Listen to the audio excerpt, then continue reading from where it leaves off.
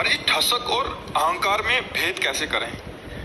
अहंकार होता है जिसमें प्रकृति जनित शब्द जुड़ जाता है, वो अहंकार हो जाता है। और जब मैं के साथ प्रभु जुड़ते हैं तो ठसक हो जाती है।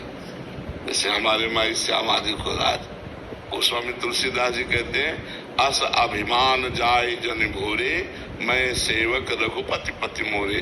भूल कर भी ये अभिमान कभी जाए ना, हर समय बना रहे कि मैं सेवक और मेरे स्वामी सिया राम। समझ रहे ना? जिस अहम के साथ प्रभु जुड़ते हैं वो ठसक हो जाती है, और जिस अहम के साथ प्रकृति जुड़ता है वो निंदनीय अहंकार हो जाता है। जहाँ प्रकृति जन्य शब्द जुड़ जाए तो फिर होता है, और जहाँ परमात्मा जुड़ जाए, ये ठसक है हमारी श्री जी, हमारे लाल जी, हमारे गुरु जी, हमारे प्रभु जी, हमारा अहोभाग्य है कि मेरे प्रिया प्रीतम है। बस ये अहंकार मंगल में है, ये परम पूज्य है, इसी को ठसक कहते हैं। अनुज जी,